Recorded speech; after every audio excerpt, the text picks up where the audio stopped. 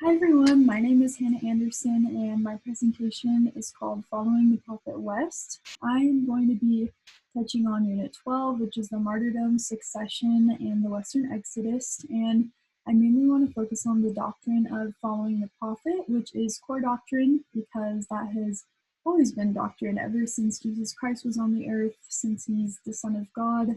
It's been important for the people to follow and listen to the prophet.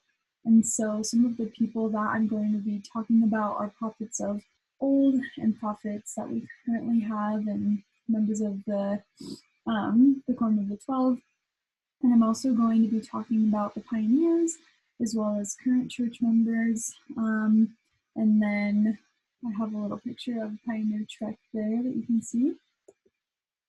So my first scholarly article is called I Roll the Burden and Responsibility of Leading This Church Off from My Shoulders Onto Yours. Kind of a long title, but it's by Alexander Elbow and Richard Neitzel.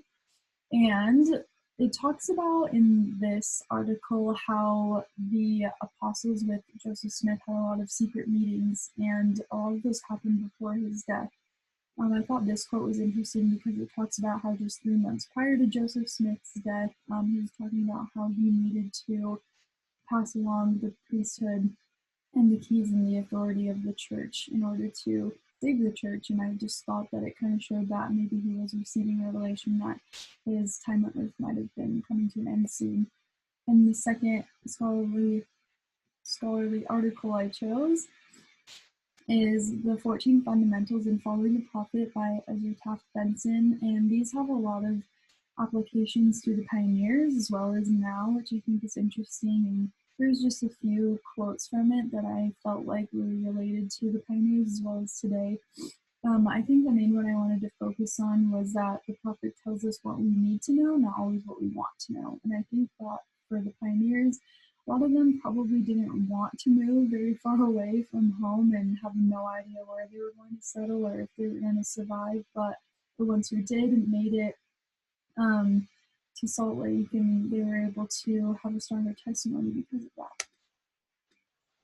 And the D&C verses I chose, the first one was D&C 136, and I chose this one because the pioneers were literally walking in faith, and as they were doing that, kind of like the scripture says, they renewed their covenants and their ordinances with the Lord.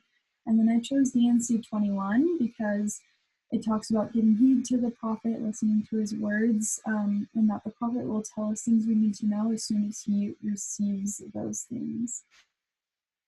And then here's a clip that I took from the Joseph Smith papers. It talks more about just gathering saints, and I felt like this really reflected Joseph Smith's whole revelation of gathering Zion, and I think this has just time and time again been relevant, not only for the pioneers, but even today when we talk about gathering Zion of rebuilding one of our units, and even in past biblical times, the gathering of Zion has been talked about a lot, so I wanted to include that.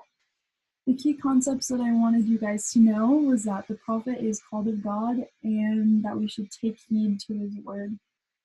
So like I mentioned earlier, the prophet is always called of God, just like Jesus Christ was, and then taking heed to his words gives us blessings, and it shows that we're dedicated to our relationship with the Godhead when we choose to follow what the prophet says. Some prophetic teachings I chose were both from General Conference. So I chose some quotes from Neil L. Anderson in his talk, which is The Prophet of God, and then from Carol F. McConkey's talk, Live According to the Words of the Prophets. So I just felt like these were both really good and reflected why we should listen to the prophet and all of the ways that he blesses our lives. I wanted to include these as well because these are just some other takeaways.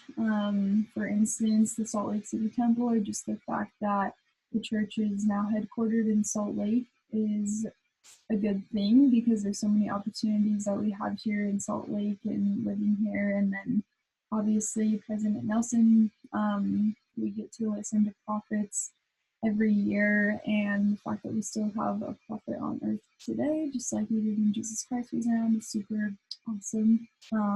And then also the pioneers, how they trekked. A lot of people still participate in treks, so it's cool how we kind of just keep those traditions, you could say, going. And lastly, my key takeaway is that we will be blessed when we follow what the prophet directs us to do because he is speaking in honor of God. And so, if you have any time this week, I would maybe just reflect on your relationship with God and Jesus Christ, and then think about how President Nelson tells us that we can hear him, and he asks us how we can hear him because it's really important how we do that on an individual level. So, thank you for listening and have a great rest of your day.